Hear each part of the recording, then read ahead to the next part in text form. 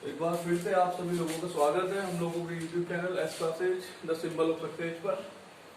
तो देखिए, स्लाइड आप लोगों के सामने खुली हुई है।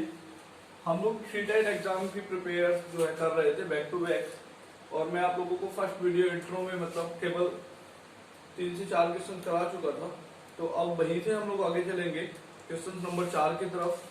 तो देखिए, क्वेश्चन नंबर 4 जो है आप लोगों की स्क्रीन पर है। क्वेश्चन देखिए लिखा है पाई है, मतलब हम लोगों को बताना है पाई क्या है। तो यहाँ पर देखिए ए ऑप्शन में लिखा है विषम संख्या। विषम संख्या क्या होती है? जो संख्याएं 2 से ना कटे। जो संख्याएं 2 से ना कटे मतलब 1, 3, 5, 7, ये सारी की सारी कैसी संख्याएं बच्चों? विषम संख्याएं हैं। आगे डॉट डॉट पे लगा दे रहा हूँ। देखिए, अगर बात करूं मैं इससे आगे सम संख्या की, तो जो सम संख्या क्या होती है? जो संख्याएं 2 से विभाजित हो जाए, मतलब जैसे 2, 4, 6, 8 डॉट डॉट। तो देखिए अभी भी कहीं पाई नहीं आया है। उसके बाद लिखा है देखो बच्चों अभाज्य संख्या। अभाज्य संख्या देखो सबसे ज्यादा मोस्ट इम्पोर्टेंट क्वेश्चन है ये अभाज्य संख्या। चाहे सीटेट जितनी बार हुआ हो या यूपी टेट या कोई भी टेट हुआ हो, सबसे ज्यादा बार क्वेश्चन आया। तो देखिए अभाज्य संख्या के बारे में अगर मैं बात करूं तो अभाज्य संख्या ऐसी संख्या कहलाती है जिसके केवल और केवल 2 फैक्टर हो। केवल और केवल 2 फैक्टर। केवल और केवल 2 फैक्टर हो। अब देखिए मतलब ना तो 2 से ज्यादा फैक्टर होंगे और ना ही 2 से कम फैक्टर होंगे। देखिए एग्जाम्पल देख लो, जैसे मैंने लिखा 1, 2, 3, 4 और 5। अब मैं देख रहा हूं इनमें कौन सी अभाज्य होगी और कौन सी नहीं होगी। तो इस कंडीशन में देखिए 1 के अगर गुणनखंड करेंगे तो केवल 1 आएगा, 2 के गुणनखंड करेंगे तो 1 और 2 आएगा, 3 के गुणनखंड करेंगे तो 1 और 3 आएगा। तो यहीं पर देखिए केवल इसका 1 गुणनखंड है तो ये अभाज्य नहीं होगी, क्योंकि हमें कितने चाहिए? 2। उसके बाद 2 है, देखिए 2 अभाज्य संख्या होगी कि वो कितने गुणनखंड है? 2। ना 2 से ज्यादा है ना 2 से कम है। उसके बाद 3 के बारे में बात करूं तो देखिए 1 और 3 है तो ये भी अभाज्य होगी। लेकिन देखिए अगर 4 के बारे में बात करूं तो इसका 1 गुणनखंड 1, 1 गुणनखंड 2 और तीसरा क्या होगा? 4। और हम लोगों को कितने गुणनखंड चाहिए? केवल और केवल 2 गुणनखंड चाहिए, तो ये भी अभाज्य नहीं होगी। तो देखिए अभाज्य संख्या भी नहीं हुई पाई, अभी भी नहीं आया। तो देखिए अब डी ऑप्शन बचा, तो सीधी सी बात है कि डी ऑप्शन सी करेक्ट है, मतलब अपरिमेय संख्या है। पाई एक कैसी संख्या है बच्चों? अपरिमेय संख्या है। तो इस कंडीशन में हम लोगों को क्या करना है? क्यों अपरिमेय संख्या है? देखिए गणित के जितने भी सिंबल होंगे, मैथ्स के सारे सिंबल मतलब प्रतीक या जितने भी साइन होते हैं, चिन्ह होते हैं, वो सारे के सारे अपरिमेय संख्या कहलाते हैं। चाहे पाई हो, चाहे e⁻x हो, चाहे log x हो, ये सारे के सारे कैसी संख्या है? अपरिमेय संख्या है। तो पाई एक कैसी संख्या है? अपरिमेय संख्या है। देखो मैं आप लोगों को डेफिनेशन क्लियर कर दे रहा हूँ कि कौन सी संख्या अपरिमेय संख्या कहलाती है बच्चों। तो यहाँ पर वो सारी की सारी संख्याएं अपरिमेय संख्या कहलाती है, जिसे मैं p/q के रूप में नहीं लिख सकता, के रूप में जो है नहीं लिख सकता, के रूप में नहीं लिख सकता। वो सारी की सारी अपरिमेय कहलाती है। या जिन संख्याओं का वर्गमूल, घनमूल, डॉट डॉट एन मूल जो है इनकम्प्लीट प्राप्त हो। इनकम्प्लीट मतलब पूरा पूरा ना हो, तो ऐसी की सारी संख्याएं क्या कहलाती है? अपरिमेय कहलाती है। एग्जाम्पल मैं आप लोगों को बता दूं, देखो एक तरफ मेरे पास क्या है? √2 और दूसरी तरफ मैंने लिख दिया √3 बच्चों। तो √2 की बात करूं तो √2 की वैल्यू 1.41 और √3 की वैल्यू की बात करूं तो 1.732। अगर मैं आगे लिख दूं √4 की वैल्यू बच्चों होगी कितना? 2। तो यहाँ पर देखिए ये वैल्यू इनकम्प्लीट है, यानी कि √2 अपरिमेय संख्या है, √3 की वैल्यू इनकम्प्लीट है, मतलब ये भी अपरिमेय संख्या है, लेकिन √4 की वैल्यू 2 है, तो 2 कंप्लीट है, मतलब ये कैसी संख्या है? परिमेय संख्या है। तो उम्मीद करता हूँ आप लोगों को समझ आया होगा कि परिमेय संख्या क्या होती है और अपरिमेय संख्या क्या होती है। तो ऐसी कंडीशन में हम लोग क्वेश्चन नंबर आगे की तरफ चलेंगे। देखिए 4 नंबर का क्वेश्चन बहुत ही ज्यादा इंपॉर्टेंट है।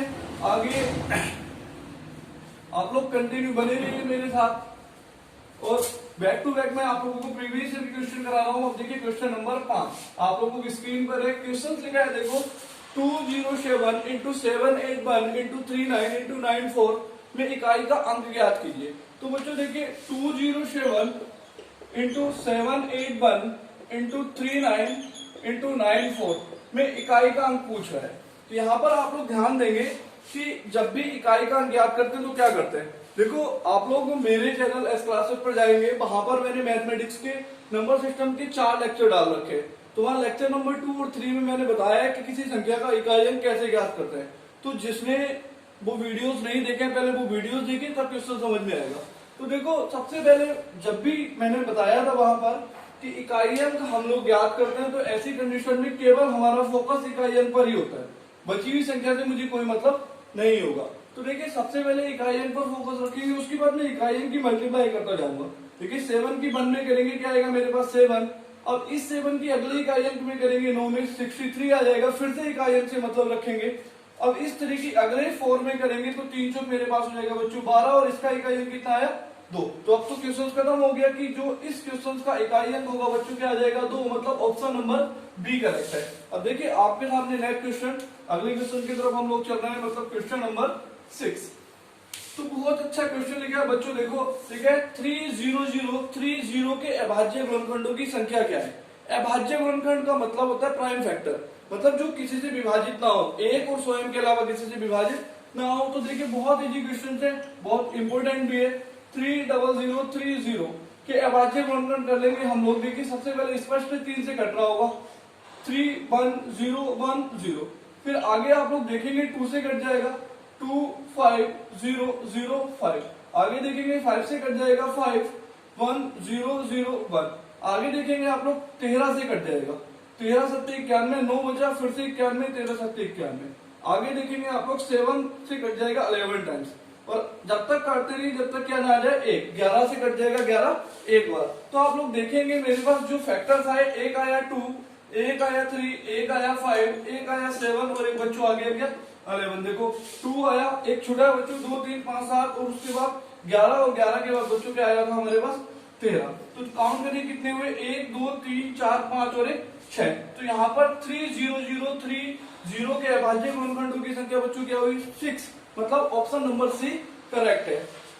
उम्मीद करता हूँ समझ में आया होगा। सबसे पहले देखो क्या करना है, केवल फैक्टर्स करने हैं, फैक्टर करने के बाद उनकी संख्या गिन लेनी है, और जितने भी अभाज्य गुणनखंड होंगे उनका आंसर आ जाएगा। अब देखिए बच्चों आगे चल रहे हैं हम लोग अगले क्वेश्चन की तरफ। क्वेश्चन नंबर 7 लिखा है, देखो बच्चों 360 के भाजकों की संख्या ज्ञात कीजिए। अब मुझे डिविजर्स चाहिए, मतलब 360 के कितने भाजक हो सकते हैं। तो देखो 360 के भाजकों की संख्या ज्ञात करनी है बच्चों, तो हम लोग इस कंडीशन में सबसे पहले क्या करेंगे कि जो मेरे पास 360 दिया है बच्चों, उसके हम लोग कर लेंगे अभाज्य गुणनखंड। फिर से वही विधि अपनानी है, 360 के अभाज्य गुणनखंड करेंगे हम लोग। 2 से मैं काट रहा हूँ बच्चों, देखो 180, फिर 2 से मैंने काट दिया 19, फिर 3 से मैंने काट दिया बच्चों 30 टाइम्स, फिर 3 से मैंने काट दिया बच्चों 10 टाइम्स, फिर मैंने 2 से काट दिया बच्चों 5 टाइम्स। अब क्या करेंगे, देखिए 2 कितनी बार आया है सबसे पहले, तो देखिए 1 टाइम्स 2 टाइम्स, तो 3 टाइम्स आया, तो 2 की पावर 3 इंटू 3 देखिए कितनी टाइम्स आया, 2 बार आया, यानी कि 3 की पावर 2 इंटू देखिए बच्चे उसके बाद मेरे पास 5 कितनी बार आया, तो 5 की पावर बच्चों के आ गया मेरे पास 1। तो यहाँ पर आप लोग देखेंगे कि अब क्या करना है मुझे, अभाज्य गुणनखंड जब भी भाजकों की संख्या ज्ञात करनी होगी, तो जो पावर होगी उसमें 1 जोड़ते चलिए। यहाँ पावर 3 है उसमें 1 जोड़ दिया, यहाँ पावर 2 है उसमें 1 जोड़ दिया, यहाँ पावर 1 है उसमें 1 जोड़ दिया 2, और आपस में मल्टीप्लाई कर दीजिए। 4 से 12 दूनी कितने हुए बच्चों 24, यानी कि 24। तो इस तरह मैं कह सकता हूँ कि जो 360 के भाजकों की संख्या होगी वो कितनी होगी 24 होगी। 24 भाजक होंगे, मतलब 24 ऐसी संख्याएं हैं हमारे पास जो 360 को क्या कर देगी, 360 को भाग करेंगे। 24 संख्याएं मिलेंगी, जैसे 1 होगा, 2 होगा, उनमें 3 होगा, 4 होगा, इसी तरह 5 भी होगा, 6 भी होगा। तो ऐसे 24 नंबर मिल जाएंगे जो डिवाइड कर देंगे किसी 360 को। तो हमेशा याद रखेंगे कि जब भी हम लोगों को भाजकों की संख्या ज्ञात करनी होगी, इस कंडीशन में सबसे पहले दी गई संख्याओं लिख लीजिए, कहीं भी आप लोग अपनी नोटबुक पे नोट डाउन कर लीजिए कि जब भी भाजकों की संख्या ज्ञात करनी होगी, सबसे पहले संख्या को अभाज्य गुणनखंड में तोड़ेंगे, और अभाज्य गुणनखंड में तोड़ने के बाद जो पावर्स होगी उसमें 1 जोड़कर, पावर में 1 जोड़कर आपस में मल्टीप्लाई कर देंगे, जो नंबर मिलेगा वही भाजकों की संख्या होगी। तो आप लोग चल रहे हैं हम लोग अगले क्वेश्चन की तरफ। अगला क्वेश्चन नंबर 8 आप लोग इसकी स्क्रीन पर है, ठीक है, बहुत अच्छा लिखा है। 84 के सभी धनात्मक गुणनखंडों का योग जो 7 के गुणज है। तो ऐसी कंडीशन में मुझे 7 के गुणज चाहिए जो 84 को विभाजित करते हो। तो मैं 7 का पढ़ा लिख ले रहा हूँ बिल्कुल डायरेक्टली। 7 से कटेगा 14, 7 से 21, 7 चौक 28, 7 पंजे 35, 7 छक 42, 7 सत्ते 49, 7 अट्ठे 56, 7 नम 63 और 7 ढाई 70। 70 के बाद 77 होगा, और 77 के बाद आएगा क्या 84। तो देखो 84 तक की फैक्टर्स मुझे मिल जाएंगे। अब मुझे वो फैक्टर्स चाहिए जो 7 के गुणजों में 84 को भी विभाजित करते हो। गुणनखंड का मतलब वही तो हुआ जो 84 को विभाजित करेगा। तो देखिए 7 से 84 कटता है, 14 से कटता है, 21 से कटता है, 28 से 84, 35 से 84 नहीं कटता, 42 दूनी 84, 49 से 84 नहीं कटता, 56 से 84 नहीं कटेगा, 63 से नहीं कटेगा, 70 से नहीं कटेगा, 77 से नहीं कटेगा, 84 से कट जाएगा। तो इन सबका योग पूछा है। तो ऐसी कंडीशन में मेरे पास संख्या 07, फिर 14, फिर 21, फिर 28 और उसके बाद 42, फिर 84, इन सबका योग पूछ रहे हैं। जोड़ दो बच्चों, 7 4 11 और 1 12 और 8 20 और 2 22 और 4 कितने हुए 26, हासिल लगे 2, जोड़ो 2 और 1 3 और 2 5 और 2 7 4 11 और 8 कितने हुए 19। तो इस तरह ऐसी संख्या जो 84 का गुणा जो है गुणनखंड भी होगी और 7 का गुणा जो होगी, उन सब का जो योग आएगा वो आएगा 196, मतलब ऑप्शन नंबर 196 यानी कि सी करेक्ट आंसर होगा।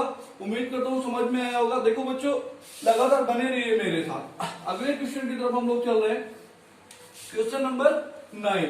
तो देखो क्वेश्चन नंबर 9 क्या लिख रहा है, 5 6 4 3 में 6 के स्थानीय मान तथा 4 के जातीय मान में अंतर होगा।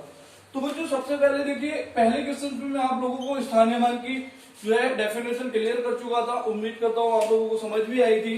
5 6 4 3 1 में 6 के स्थानीय मान और 4 के जातीय मान। देखो 6 का स्थानीय मान आप लोग जानते हैं कितना होगा 6, और कितने जितने अंक होंगे उसके आगे उतने ही हम लोग जीरो लगा देंगे।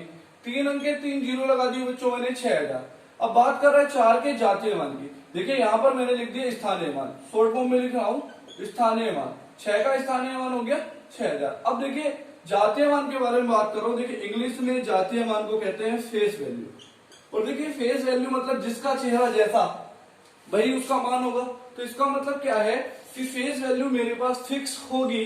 क्या फिक्स होगी बच्चों, जैसे 4 है तो उसकी जातीय मान 4 होगा, 10 है तो उसका जातीय मान 10 होगा, 8 है तो उसका जातीय मान 8 होगा। ऐसे ही यहाँ पर 4 का जातीय मान फिर क्या आएगा बच्चों 4 आएगा। उन दोनों का अंतर पूछा, घटा दीजिए 6000 में से 4 को, कितना बच जाएगा 5996। मतलब फिर से बच्चों ऑप्शन नंबर सी करेक्ट है। तो जातीय मान याद रखेंगे आप लोग कि जो संख्या की वैल्यू होगी रियल वैल्यू होगी वही जातीय मान होगा। और यहाँ पर क्लियर मैं कर दूं आप लोगों को, स्थानीय मान के बारे में बात करूं तो जो अंक जिस स्थान पर उपस्थित होगा वही उसका क्या होगा स्थानीय मान। ऑप्शन सी करेक्ट है। दोनों का अंतर बहुत अच्छा क्वेश्चन था। अगले क्वेश्चन की तरफ चल रहे हैं आप लोग। देखिए क्वेश्चन नंबर 10 आप लोगों की स्क्रीन पर है। क्वेश्चन नंबर 10 लिखा है, यदि दो संख्याओं का योग a है और गुणनफल b है तो उनके व्युत्क्रमों का योग क्या होगा। तो देखिए दो संख्याएं कोई सी भी मैंने मान ली बच्चों, एक संख्या मेरे पास x और दूसरी संख्या है y। तो दो संख्याओं का योग तो x प्लस y का योग कितना दिया उसने a दिया। उसके बाद कह रहा है और गुणनफल b है। ये दो संख्या इनका जो गुणनफल x इंटू y बराबर कितना है बच्चों b है। तो उसके बाद कह रहा है तो उनके व्युत्क्रमों का योग। तो देखिए x का व्युत्क्रम कितना हुआ 1/x और y का व्युत्क्रम कितना हुआ बच्चों 1/y। इनका योग पूछा है। मैंने क्या किया एलसीएम लिया x y, मेरे पास y की मल्टीप्लाई 1 में y प्लस x की मल्टीप्लाई 1 में x।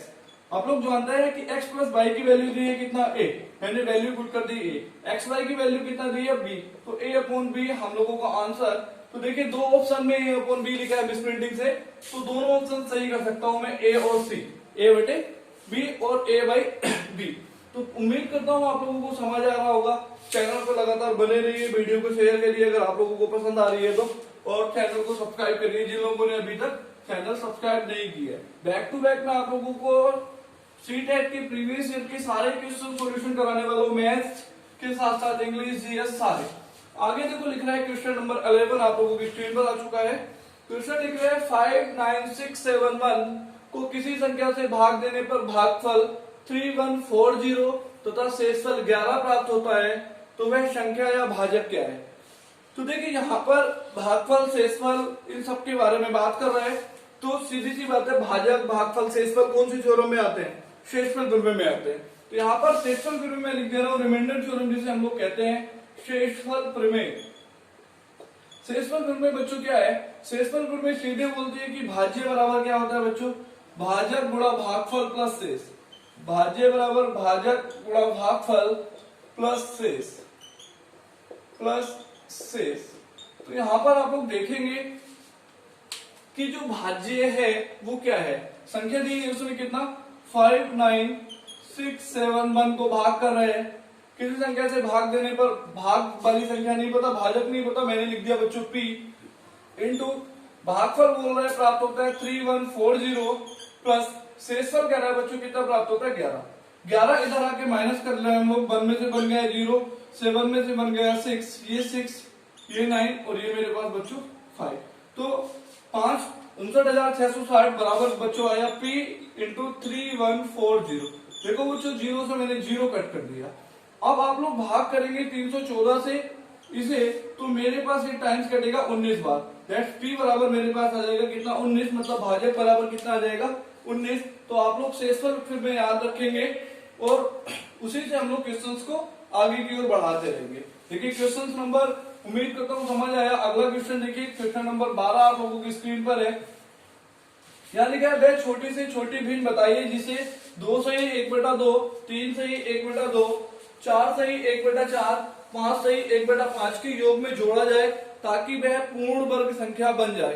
तो ऐसी कंडीशन पर हम लोग क्या करेंगे, ऐसी कंडीशन पर हम लोगों के पास क्या है कि हम लोगों को इसे पूर्णांक बनाना है जो संख्याएं दी हैं। देखिए क्वेश्चन मिसप्रिंट है, मैं आप लोगों को बता दूं कि यहाँ पर देखिए ये जो 3 सही 1/2 लिखा है, ये संख्या लिख लीजिए आप 3 सही 1/3, टाइपिस्ट पे गलती है।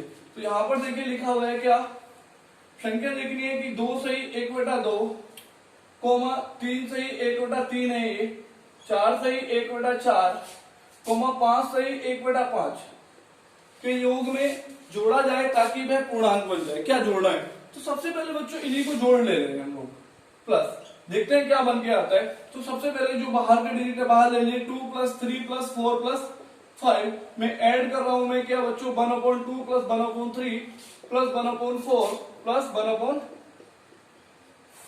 आप लोग कंटिन्यू मुझे कमेंट करके बताइए बच्चों कि आप लोगों को क्या डिस्प्ले पे क्वेश्चन क्लियर दिख रहा है, और क्लियरिटी लाने की कोशिश करते हैं। जोड़ दे रहा हूं मैं, देखिए 5 4 9 3 12 और 2 14, 14 प्लस उसके बाद अंदर की डिजिट अंदर जोड़ दे रहा हूं। 5 देखिए 2 और 4 का एलसीएम 4 आएगा, और 5 और 3 का एलसीएम 15 और 15 चौका 60, यानी कि जो एलसीएम आएगा वो 60 आएगा। 2 से डिवाइड कर दे रहा हूं मैं 60 को 30 टाइम्स, 3 से डिवाइड कर दे रहा हूं 60 को 20 टाइम्स, प्लस 4 से डिवाइड कर दे रहा हूं 60 को 15 बार, प्लस 5 से डिवाइड कर दे रहा हूं 60 को 12 बार। ऊपर क्योंकि बनी है, बन में मल्टीप्लाई करेंगे सब यही बन के आएगा। 14 प्लस आगे जोड़ दीजिए 30 20 50 10 60 10 70 77/7, मेरे पास बन के आया 77/60। तो ऐसी कंडीशन पर देखिए हम लोग क्या करने वाले हैं बच्चों, आगे बात कर रहे हैं। थोड़ी देर में देखिए बच्चों एक कॉल आ गई है, अभी बात कर ले रहे हैं। सोनू 10 मिनट में कॉल कर रहा हूँ, अभी मैं जरा एक लेक्चर बना रहा हूँ।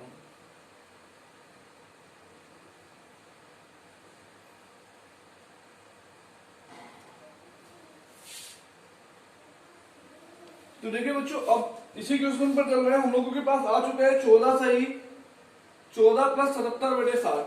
तो इस कंडीशन में क्या करना है कि देखो ये 14 पूर्णांक है पूरा, तो इससे मतलब मत रखो, इसे मैं भाग कर रहा हूँ। 60 से 77 को भाग करोगे तो बच्चों बन के आएगा 60 से 77 को भाग करना है, तो 60 से 77 को भाग करेंगे मेरे पास बन के आएगा 1 सही 17/60। तो देखो एक भी पूरा है, इसे भी छोड़ दीजिए तो 17/60 आया।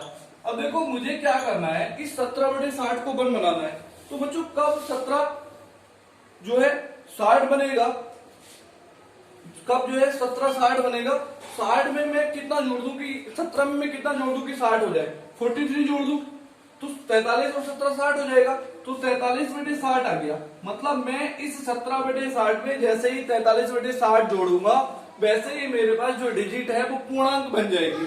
वो क्या बन जाएगी बच्चों, पूर्णांक बन जाएगी। तो क्लियर है मेरे पास, मतलब ऑप्शन नंबर ए करेक्ट है। बहुत ही ज्यादा इंपोर्टेंट क्वेश्चन सी टेट और यूपी टेट और सुपर टेट के नजरिए से आप लोग लगातार बने रहिए, बैक टू बैक मैं आप लोगों को क्वेश्चन करा रहा हूं। आगे चले देखिए नेक्स्ट क्वेश्चन की तरफ बच्चों, क्वेश्चन नंबर 13 आप लोगों की स्क्रीन पर। क्वेश्चन नंबर 13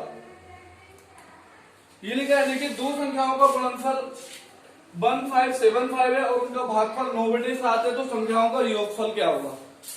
तो ऐसी कंडीशन पर हम लोग क्या करेंगे बच्चों, दो संख्याओं का गुणनफल 1575, दो संख्या मैंने मान ली a इंटू बी, उनका गुणनफल उसने दिया 1575 और उनका भागफल 9/7 है। भागफल मतलब a/b इक्वल टू कितना बच्चों 9/7 है। तो कह रहे हैं संख्याओं का योगफल क्या होगा। तो बच्चों हम लोग तभी संख्याओं का योगफल ज्ञात कर सकते हैं जब हम लोगों को संख्याएं पता हो। तो सबसे पहले हम लोग क्या करेंगे, संख्याएं ज्ञात करेंगे। संख्याएं ज्ञात करने के लिए हम लोग क्या करेंगे, मैंने इसे इक्वेशन नंबर 1 मान लिया, इसे इक्वेशन नंबर 2 मान लिया, दोनों की मल्टीप्लाई कर डालो। दोनों की मल्टीप्लाई कर रहा हूं तो a इंटू बी गुणा a अपॉन बी बराबर बच्चों 1575 इंटू 9/7।